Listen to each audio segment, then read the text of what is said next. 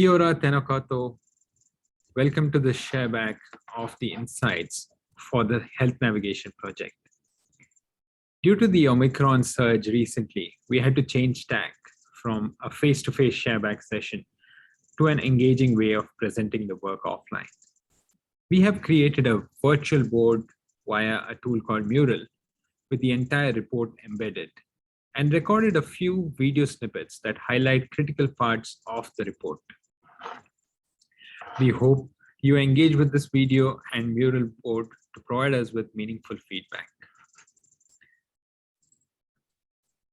For people with whom we haven't interacted yet, I am Akshay and this is Cole on the call. We are from Assurity Consulting. We have been primarily working with Lee on this project, where we are looking at the current state of health navigation services and how can we improve access to healthcare for all. We would like to start by thanking the ecosystem members, including some of you and other subject matter experts, for your input in helping us understand the constraints of the workforce.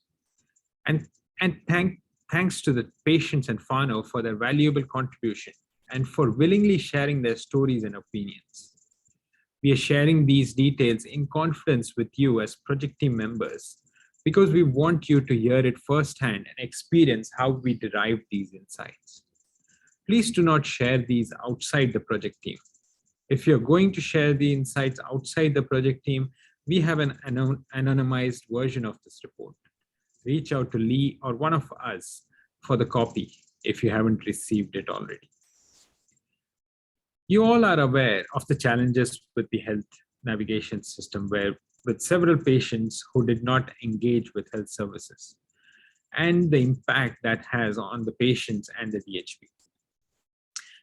We summarize this challenge into this designed challenge as how might we make people and whānau feel welcomed and supported and build their trust in the health system and improve engagement with specialist services.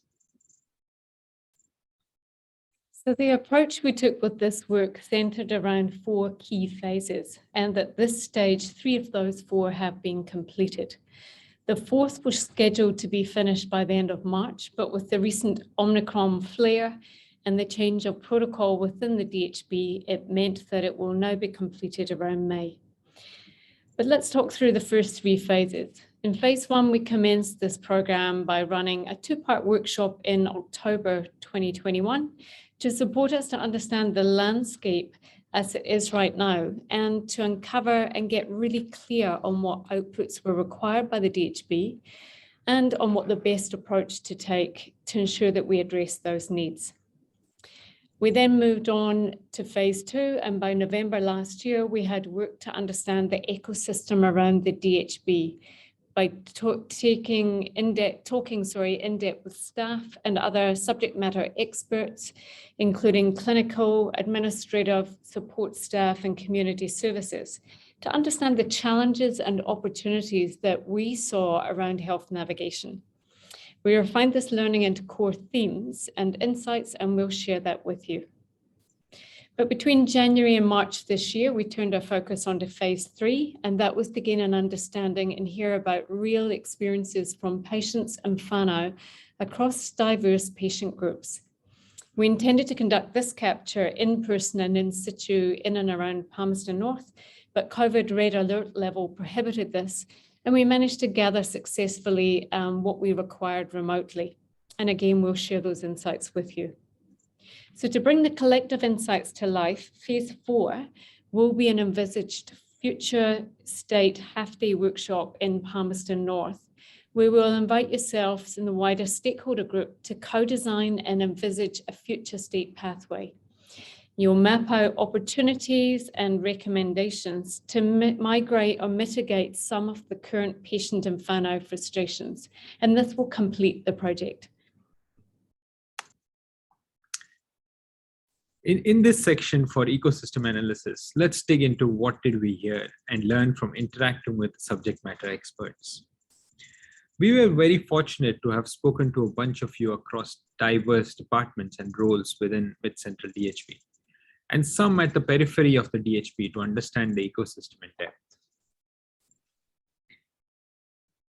We summarized everything we heard from the 10 to 11 different perspectives into these 5 broad insight categories. We classified them into three buckets as shown in this Venn diagram. The first one being the community and patients, which covered the areas before patients and Fano interacted with the hospital. The second one on the far right is the insights from within the hospital environment, which included challenges with infrastructure, resourcing, and technology, just to list a few. And at the intersection of these two was the last bucket, which consists of bridging the two worlds together through some initiatives like Pyora and other services, which are running really well. So let's look a little bit in more detail into each of those 5 categories.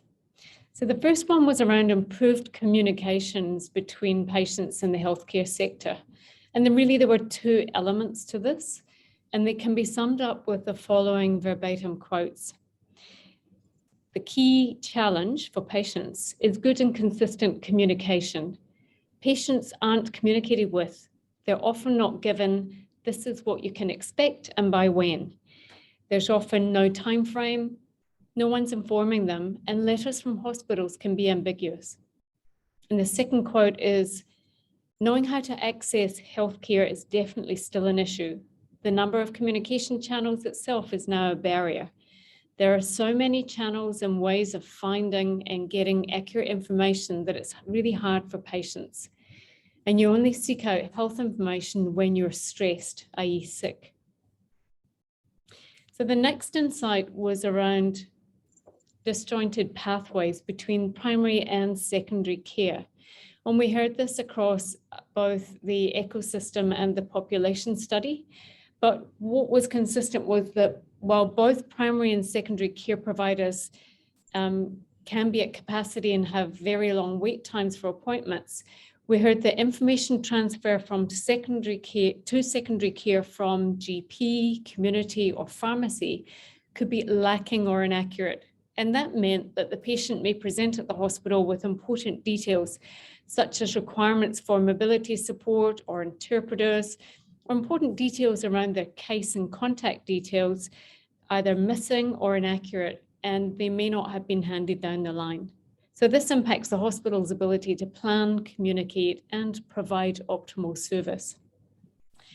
Now, the third insight was very interesting, and it was that in-community initiatives are running well. And we heard a lot of positive commentary around home and community clinics that we're working and really enhancing. We heard that health navigator initiatives like Pyora and Think Pyora are really adding value. And some of the benefits were enhanced support, either access to services and pathways which make that journey until the patient is in front of the clinician simpler. And the ecosystem felt that patients benefited from reduced time, travel, cost, and stress around appointments. And it highlighted that new initiatives such as teleconsults are providing a viable and a powerful treatment tool to aid to reduce SNEs. The next insight was around the challenges with staff and the aging infrastructure. Staff attraction and retention have been an ongoing challenge, and it significantly lengthens wait times for the patients. This also holds back innovation and improvements, as there is a lot of pressure, be it from theater sizes being too small for surgeons to use or constrained by the equipment that might no longer be fit for purpose. The last insight we heard on the ecosystem side of things was technology and processes are quite archaic.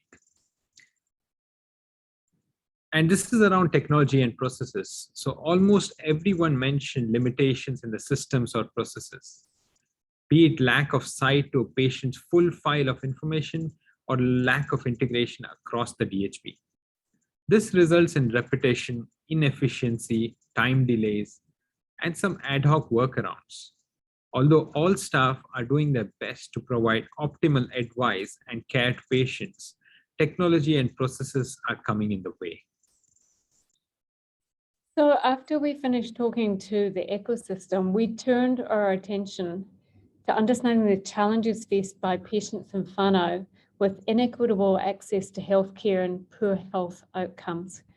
We focused on agreed upon vulnerable communities within the Rohi, which included refugee, Pacifica, Maori, and disability. So we spoke with 9 individuals for about an hour each, and we thought we'd take a few minutes just to bring to life those patients to you before we outline the key insights and needs that came through during their kōrero. So the first patient we spoke with, this is Taryn and her mum, Ali. And Taryn has spina bifida and associated health conditions. And since October last year, due to knee complication, she's now full-time wheelchair bound, which has resulted in Ali giving up her her job to full-time care for Taryn's complex needs. So right now, there are many workarounds at home to support Taryn while Ali waits for specialist care. At the time of speaking with her, she was showering Taryn with community support on a tarpaulin on the bathroom floor and finding various workarounds until professional equipment and service came around her. Her health support requirements extended between Starship, Wellington Hospital, Palmerston North, local GP, and a range of community support services, which she was really grateful for. But Ali said she's connected with 10 departments at Palmerston North Hospital, and her biggest frustration had been around joining the dots between the different specialisms. So initially this was being managed by her GP, but it became beyond the scope of what they could accommodate. And eventually, after a frustrating period, she was hugely appreciative that she was given a one point of contact, a consultant within the hospital that could support Taryn with a more integrated experience of care. And she cited one really clear example where she managed to get 2 surgeries performed by different specialisms, different surgeons, but under the one anesthetic.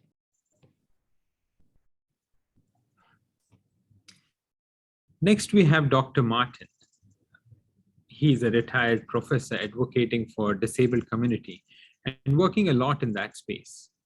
He's paraplegic himself, but says he's got a lot of things going for himself. Like he's got white male privileges. He said he's got socio-economic status privilege as being a senior lecturer at Massey and has a doctor in front of his name. So he's perceived as someone who knows what they are talking about. Here's a quote from him where he says disability is a non-inclusive society. And what he's trying to say here is that don't turn people into disabled people due to how you interact with them.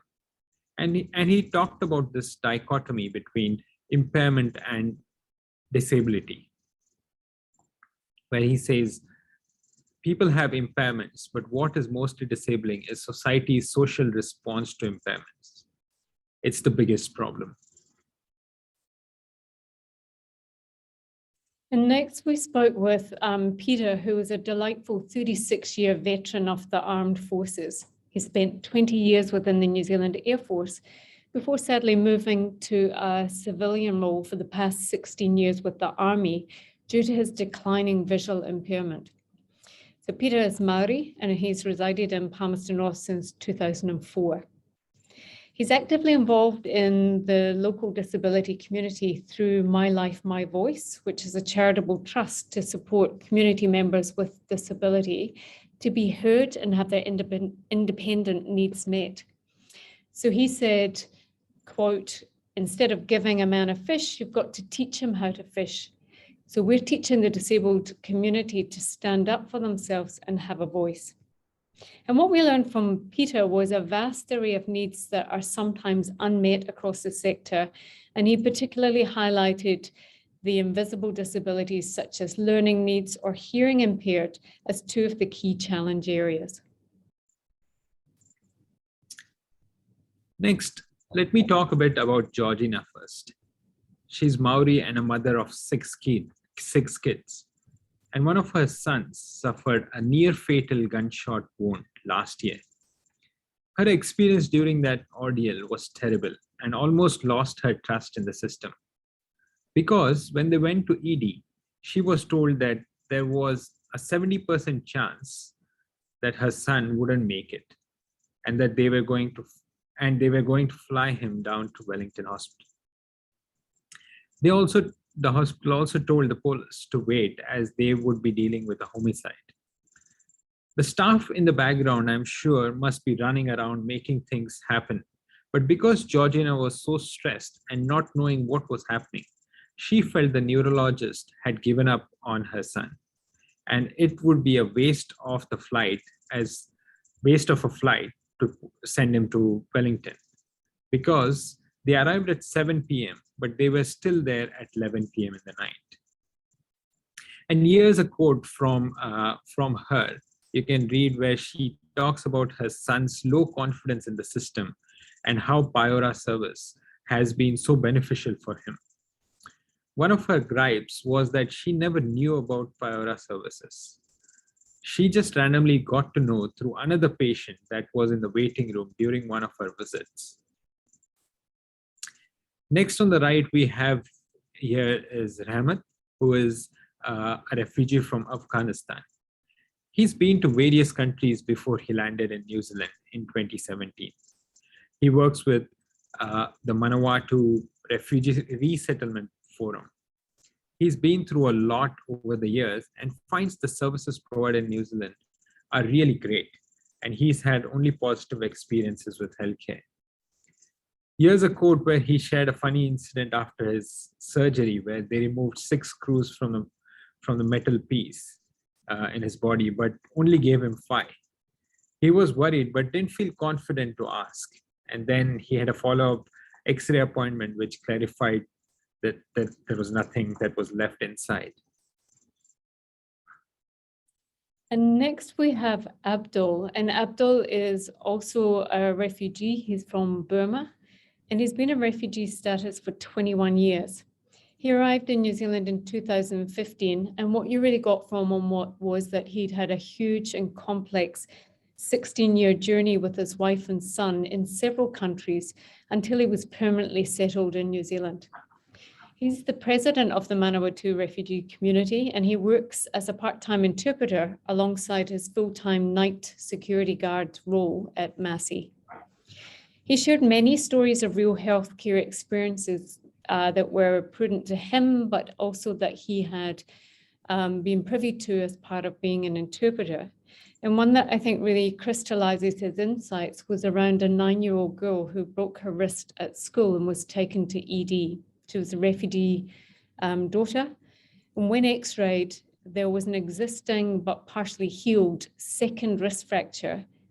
And this called for concern around her care, until the mother explained that she didn't know where to seek help for her daughter after the first incident, so had dealt with it at home.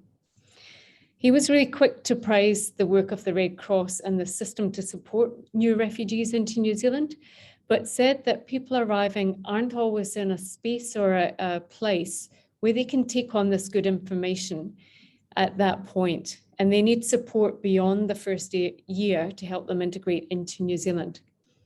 And he also called out some cultural barriers, such as not being able to be examined by a male if you were female, which weren't catered for or understood within the system. And we heard of dire consequences of one refugee woman in this regard.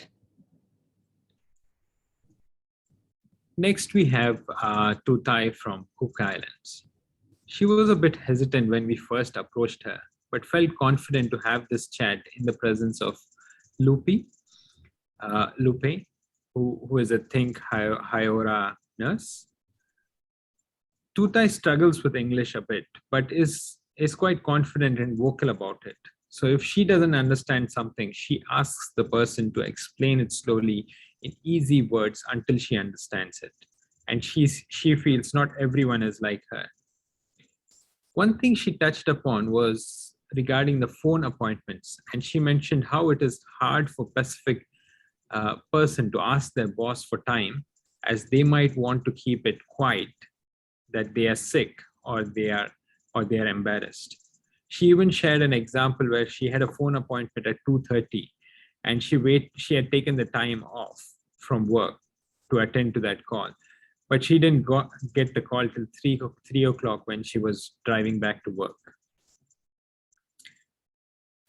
And here's a quote where she's talking about her surgery, where there was some miscommunication between the departments and she was left in the dark.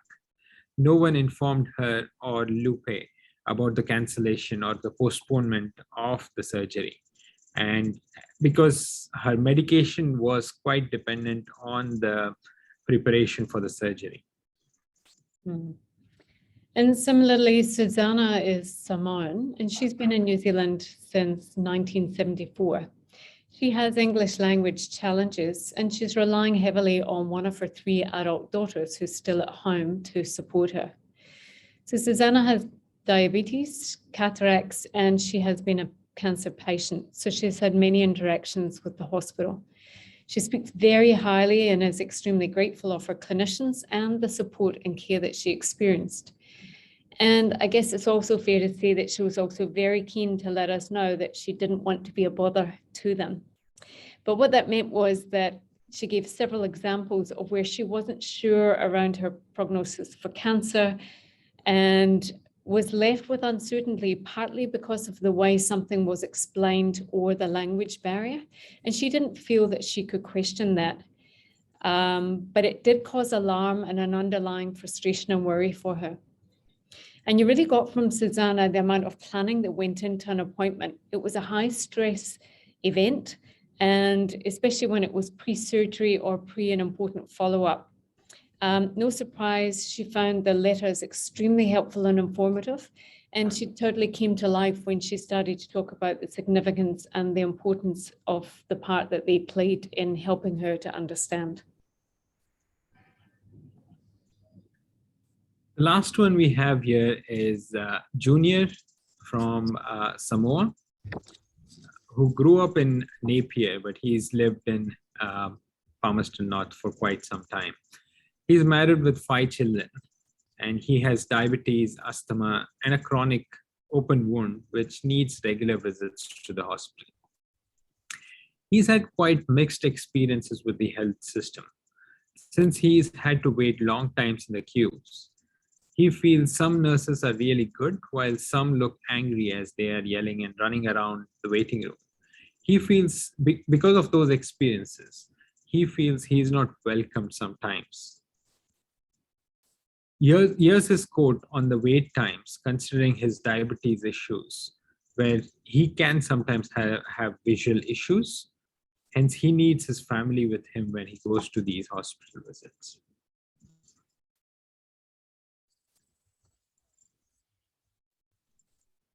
So So we've got the 3 phases again, the community and patients, connecting the 2 worlds and the hospital. And we took the patient and whānau population study and put it over the 3 viewpoints. What you'll see here is that there was crossover and similarity, often from a different perspective, but there were also some new insights, and we ended up with 10, which we're going to walk you through. Let's go through each of these insights. The first one, which is invisibility of great support service. Patients and whānau who have experienced services like Paiora or Think Haiora are very appreciative of the services and talk highly of them. But how do we introduce these to the right people at the right time? Because some of them are unaware and stumble upon them. Having these services provides a level of comfort to the patients as they build a relationship with them. The second insight was around mistrust in the system. It is very easy to lose trust in the system with one bad experience. Some patients might also find it difficult to share everything due to some background or due to their background. Also, patients do not see the hospital as different departments, and they feel frustrated when they realize the hospital doesn't understand their whole picture. This reflects back to the ecosystem insight where we mentioned or discussed about the challenges with technology. The third insight was around language and cultural differences being a barrier. For the refugee and migrant community specifically, language is quite a big barrier. And then when we uncover the cultural differences, it can be very difficult for staff to accommodate or cater to all cultural differences. As we noticed, there are different dialects and practices even within a specific community. While some of the patients are confident enough to raise their concerns and get things clarified, but how do we support the patients who are the silent types? There is also a perception of hierarchy in receiving attention and privileges. We heard from a couple of them, like Martin, where they spoke about the hierarchy of or the things that are working for them.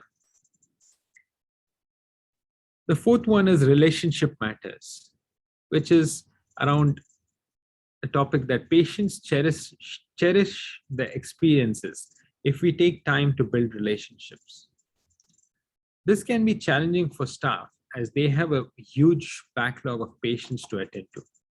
Most of the patients mentioned their one-on-one interactions have been great, but they start feeling like a number in a stack when they become part of the system or process. Examples are when they receive emails or are in the waiting queue. And coming back to the earlier point, having those support services like the Biora service or Think Iora services provides a sense of safety for patients here. The last insight on this page is around systems and processes, which can become a barrier. We heard of instances where the siloed nature of work within the DHB has caused some miscommunication or communication falling through, leading to a poor patient experience. We heard this from ecosystem insights as well, that the technology is not up to mark. How can we eliminate the barrier and provide a one DHB experience for all patients? Next, we heard that disability isn't a one-size-fits-all. And we were surprised by the amount of patients who knew about and had commentary around wanting to adopt the Enabling Good Lives principles. And they wanted to be met at appointments with dignity and support their disability and want confidence that prior to attending, their needs are known and recognized and then are met so that when they turn up, they gain full benefit from the time spent with the clinician. And they often felt that they had complex needs and needed a one source of contact to support the navigation through the system. They spoke of challenges getting to an appointment, from the length of time to dress in the morning with an early appointment, to sight and hearing restrictions and the barriers that created, through to requiring specialist equipment, which may not be considered at the booking stage or within the hospital planning for the patient's appointment.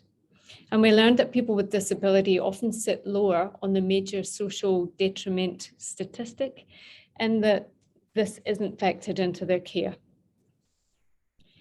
The next was understanding and learning from SNEs.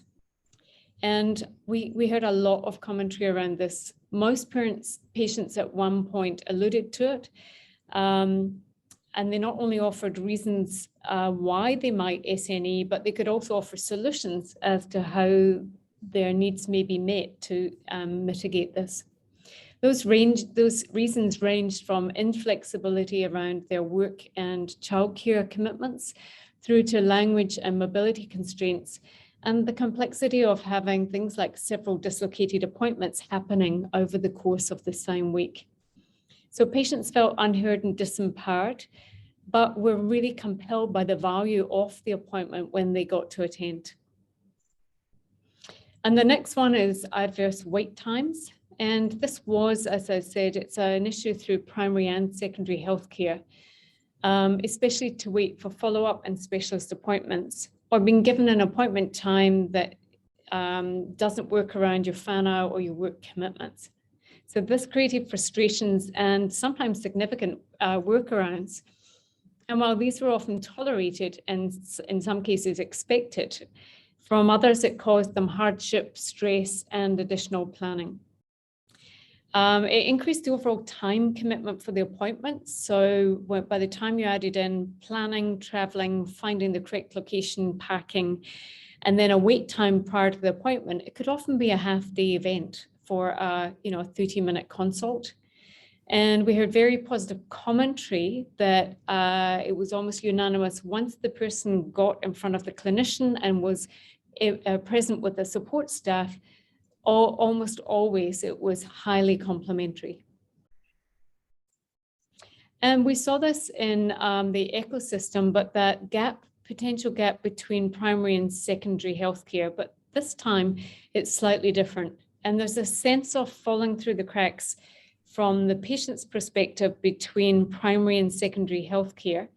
And patients don't differentiate between hospital, GP, community support when it comes to healthcare. They see it as a one continuum.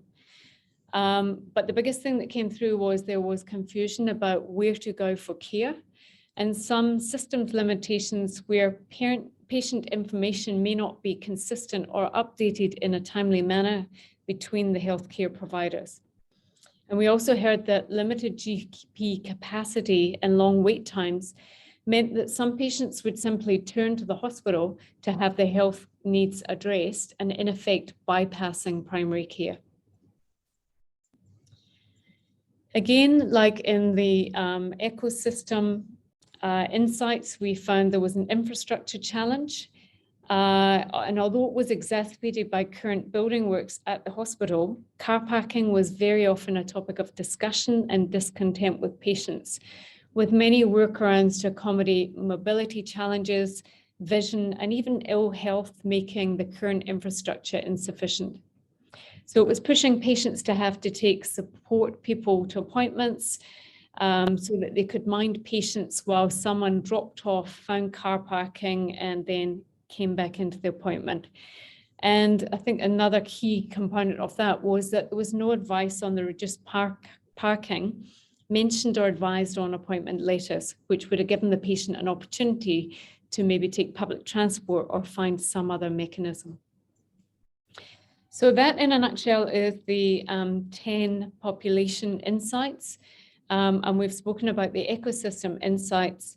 And this is a high level of what you'll find much more detail in the attached PDF document, which is on the Mural board, which you now have access to. But we really look forward to working alongside you at the Future State workshops in May to bring solution to some of these current frustrations. Ngā mihi, and thank you very much for your time. Thank you.